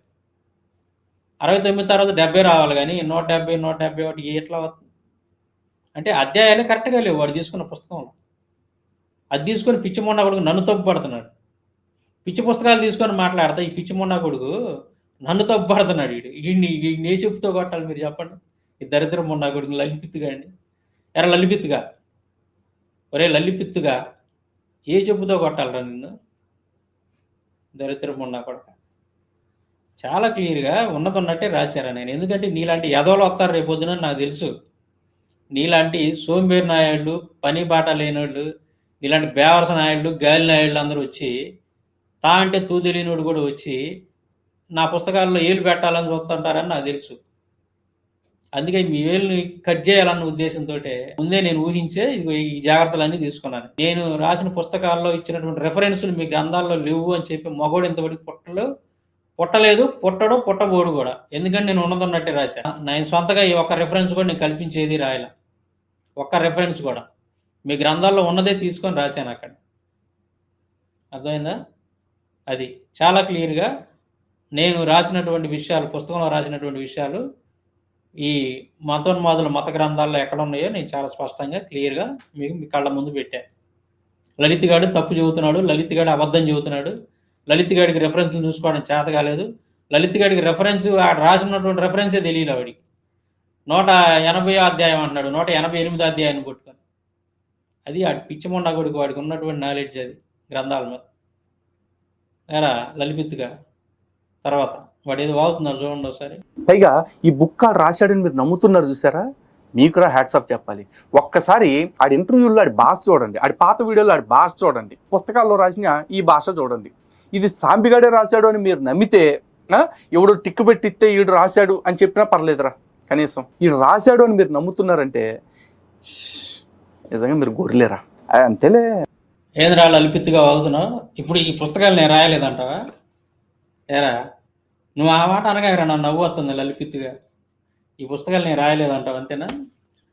అంటే మీరు అర్థం చేసుకోవాలి, ఈ వీడియో చూస్తే లలిత్ గారు మాట్లాడుతున్నటువంటి మీకు ఈ పాటికి ఒక ఆలోచన వచ్చేసి ఉండాలి. ఏంటంటే ఈ పుస్తకాలు ఏవైతే ఉన్నాయో ఇవి, ఇందులో మనం రాసినటువంటి విషయాలు, మనం ఇచ్చినటువంటి రెఫరెన్సులు, రాసినటువంటి విధానం, ఇదంతా కూడా ఒక పెద్ద ప్రొఫెషనల్స్, ఒక పిహెచ్డి చేసేటువంటి వాళ్ళు ఉంటారు చూసారా, ఆ స్థాయిలో ఉంటుంది దీంట్లో అంతా కూడా. అందువల్ల ఈడేందంటే సాంబశివరావు ఏంటి అసలు ఇలాంటి పుస్తకాలు రాయటం ఏంది, సాంబశివరావు ఏంటి అసలు ఎంత కంటెంట్ తీయటం ఏంది, ఇప్పటివరకు చరిత్రలో ఎవరు చేయనటువంటి పని ఇది. సాంబశివరావు ఈ 2 పుస్తకాల్లో ఇచ్చినటువంటి కంటెంట్ ఇంతవరకు చరిత్రలో ఎవరు కూడా అటువంటి పని చేయలే. ఇంత రెఫరెన్స్, ఇదే సంస్కృత శ్లోకాలు, తెలుగు తాత్పర్యము, ప్రతిదానికి రెఫరెన్సు, ఏది వదిలిపెట్టకుండా వేదాలు, పురాణాలు, ఉపనిషత్తులు, ధర్మసూత్రాలు, శ్రౌత సూత్రాలు, సులభ సూత్రాలు, ఇంకా 18 పురాణాలు, ఉపపురాణాలు, అలాగే 22 ధర్మశాస్త్రాలు, ఇంకా బ్రాహ్మణాలు, అరణ్యకాలు, వీటన్నిటి నుంచి కూడా మరి డిఫరెంట్ టాపిక్స్ మీద వాటన్నిటిని కోట్ చేస్తూ ఈ గ్రంథాల్లో రాసినటువంటి విషయాలు అసలు ఇంతవరకు చరిత్రలోనే ఇలాంటి గ్రంథాలు రాల. దేవుని మహాకృప ఇది. అంటే నా గొప్పతనం అని నేను చెప్పట్లా. ఇప్పుడు లలిత్ గారు చెప్పినటువంటిది నిజం, ఇది నేను కాదు రాసింది, దేవుడు రాయించాడు నా చేత. ఎందుకంటే పాపం చీకట్లో మగ్గిపోతున్నటువంటి మన హైందవ సహోదరుల యొక్క కళ్ళు తెరిపేయడానికి, వాళ్ళని చీకట్లో నుంచి వెలుతురులో తీసుకొని రావడానికి దేవుడు నా చేత రాయించినటువంటి గ్రంథాలు. ఆశ్చర్యం వేసిద్ది. ఇప్పుడు సాంబశివరావు ఒక సాధారణమైనటువంటి వ్యక్తి, పెద్దగా చదువుకున్నటువంటి వాడు కూడా కాదు. అసలు ఈ హిందూ గ్రంథాలని పరిశోధన చేసి తీయటం అంటే పెద్ద పండితులకే అంతంత మాత్రం. ఒక సాధారణమైనటువంటి వ్యక్తి సాంబశివరావు మరి ఇంత కంటెంట్ తోటి ఇలాంటి గ్రంథాలు రాయగలిగాడు అని అంటే అది సాంబశివరావు గొప్పతనం ఏమాత్రం కూడా కాదు. అసలు నా గొప్పతనం ఏమీ లేదు దీంట్లో. ఇది దేవుడి గొప్పతనం, ఇదంతా మన దేవుడి గొప్పతనం. అర్థమైందా? అది లలిత్ గారి మాటల్లోనే అర్థమైపోతుంది మనకి. అసలు సాంబశివరావు ఏంది, ఈ పుస్తకాలు రాయటం ఏంది, మీరు నమ్ముతున్నారా? మీరు నమ్మకాకండి, ఇది సాంబశివరావు రాసినవి కాదు అన్నట్టు. అదే ఇప్పుడు సహజంగా ఏంటంటే ఇది దేవుని మహాకృప ఇదంతా కూడా. నా గొప్పతనం ఏమీ లేదు దీంట్లో. అసలు ఈ గ్రంథాలను సేకరించడం ఉంది చూసావు, గ్రంథాలను ఎక్కడెక్కడి నుంచో, ఎంత దూరం నుంచో డిఫరెంట్ గ్రంథాలు, వాటన్నిటిని కూడా సేకరించి తీసుకొచ్చి ఒక చోట పెట్టి వాటిని మరి ఇప్పుడు మీరు చూపించా కదా, అవన్నీ కూడా Sanskrit text, Hindi translation, Sanskrit text, English translation అలా ఉంటాయి. మరి నాకేం హిందీ ఇంగ్లీష్ రాదు. అయినప్పటికి కూడా ఎక్కడా కూడా ఎవడో కూడా వేలు పెట్టి ఇది తప్పు అని చెప్పడానికి వీలు లేకుండా కూడా ఆ విధంగా వాటిని నేను తెలుగులో అనువాదం చేసుకొని చక్కగా 1-4 సార్లు చదివి ఇందులో రాశాను. 6 సంవత్సరాలు పట్టింది నాకు. 6 years పట్టింది ఈ గ్రంథాలు రాయడానికి సుమారుగా. ఎందుకని అది ఒక్కొక్కటి ట్రాన్స్లేషన్ చేసుకుంటా, ఆ ట్రాన్స్లేషన్గా ఉన్నటువంటిది అది కరెక్ట్గా ఉందా లేదా మళ్ళీ దాన్ని 1-4 సార్లు చెక్ చేసుకుంటా రాయటం జరిగింది. ఇట్లా ఏ ఒక్కడు కూడా ఇంతవరకు, చాలామంది అంటే గొప్పలు చెప్పుకోవడం కాదు కానీ కొంతమంది ప్రొఫెసర్స్ ఫోన్లు చేశారు, పెద్ద ప్రొఫెసర్స్. వాళ్ళు ఫోన్ చేసి కూడా ఆశ్చర్యపోయారు. వాళ్ళు వీటి గురించి తెగ పొగుడుతూ ఉన్నారు. అసలు ఎంత కంటెంట్ ఏందయ్యా, మేము ఎంతవరకు ఎక్కడా చూడలేదు. తెలుగు టీచర్స్ కొంతమంది అసలు 22 ధర్మశాస్త్రాలు వాటి పేర్లే మాకు తెలియదే. నువ్వు అసలు వాటిని ఎలా సేకరించావు, అందులో ఉన్న విషయాలను సరే సేకరించడం ఒక ఎత్తు, పుస్తకాన్ని డబ్బులు పెట్టి కొనుక్కోవడం పెద్ద పనేం కాదు. కానీ అందులో ఉన్నటువంటి ఆ 22 ధర్మశాస్త్రాలను చదివి అందులో ఎక్కడెక్కడ ఈ శూద్రుల అణిచివేత ఇవన్నీ ఉన్నాయో వీటన్నిటిని బయటికి తీసి, ఈ దుర్మార్గమైనటువంటి విషయాలు ఎక్కడెక్కడ ఉన్నాయో వాటన్నిటిని బయటికి తీసి శ్లోకం ఇచ్చి దాని కింద మళ్ళీ తెలుగు తాత్పర్యం ఇచ్చి దాన్ని రిఫరెన్స్ ఇచ్చి, మామూలు విషయం 22 ధర్మశాస్త్రాలు. సహజంగా ధర్మశాస్త్రం అంటే ఎవరికైనా అలా మనస్ఫూర్తి ఒకటే తెలుసు. కానీ మనం ఇవన్నీ కూడా 22 ధర్మశాస్త్రాలు బయటికి తీసి మొత్తం క్షుణ్ణంగా ఉన్నది ఉన్నట్టుగా ప్రజల ముందు పెట్టాం. మొట్టమొదటిసారిగా 22 ధర్మశాస్త్రాల విషయాలు ఒకే చోట మొట్టమొదటిసారిగా చేసింది మనం ఈ పని. దేవుని మహాకృప. సమస్త మహిమాఘనత దేవునిదే, నాదేమి లేదు దీంట్లో. మొట్టమొదటిసారిగా ఈ పుస్తకాల్లో 22 ధర్మశాస్త్రాల నుంచి వరుసను. అన్టచబిలిటీ అనేది దాదాపు 80 పేజీలు ఉంటుంది వాల్యూమ్ నెంబర్ 2లో. 80 పేజీలు అన్టచబిలిటీ గురించి ఉంటుంది. ఈ అన్టచబిలిటీ కూడా ఎక్కడెక్కడి నుంచి తీసుకున్నాం మనం? వేదాలు, ఉపనిషత్తులు, 18 పురాణాలు, అలాగే మళ్ళీ ఉపపురాణాలు, మరి రామాయణం నుంచి, భారతం నుంచి, భాగవతం నుంచి, 22 ధర్మశాస్త్రాల నుంచి, వీటన్నిటిలో కూడా శూద్రులను అణిచివేసినటువంటిది, దళితులను అణిచివేసినటువంటి సంఘటనలు ఎక్కడెక్కడ ఉన్నాయో విత్ ప్రూఫ్స్ తోటి రిఫరెన్స్లన్నీ బయటపెట్టి గ్రంథాలు ఇవ్వటం జరిగింది. మామూలు విషయం కాదు. అందుకే వాడు అంటాడు, వాడే కాదు కొంతమంది డౌట్ పడతా ఉన్నారు, మతోన్మాదులు డౌట్ పడుతున్నారు, ఈ పుస్తకాలు సాంబశివరావు రాయలేదని డౌట్ పడుతున్నారు. అలా అనుకున్నప్పుడల్లా నాకు ఇంకా ఎక్కువ సంతోషం వేస్తుంటారు. అబ్బాయి అసలు ఇంత సబ్జెక్టు ఇంత కంటెంట్ సాంబశివరావు రాశాడంటే మేము నమ్మలేకపోతున్నాం అని ఎవరైనా అంటే నాకు చాలా సంతోషంగా ఉంటుంది. ఎందుకు అరే అంత గొప్పగా రాసామా మనం అనిపించింది. దేవునికే మహిమ, నాదేం లేదు ఇందులో, నా గొప్పతనం ఏం లేదు. అంటే దేవుడు తలుచుకుంటే ఏంటంటే గొర్రెలు కాసుకునే వాళ్ళని కూడా చక్రవర్తిని చేస్తాడు. చేశాడు మనకి బైబిల్లో. దావీదు అలాంటి మనకి దేవుని మీద అమితమైనటువంటి ప్రేమ, దేవుని అంటే అమితమైనటువంటి ఆ గౌరవం, అభిమానం, ఆ రోషం అని మనలో ఉంటే దేవుడు ఖచ్చితంగా ఎవరినైనా వాడుకుంటాడు తన పని కోసం. అంటానికి నా జీవితం ఒక ఉదాహరణ. నాకు కూడా ఆశ్చర్యం ఇది. ఒక్కోసారి పుస్తకాలు తీసి చూసినప్పుడు, ఇందులో ఉన్న కంటెంట్ చూసినప్పుడు నాకు కూడా ఆశ్చర్యం వస్తాం. దేవుడు చేయించాడు కాబట్టి నా చేత నేను ఈ విధంగా రాయగలిగాను తప్ప ఇందులో నా గొప్పతనం ఏమి లేదు.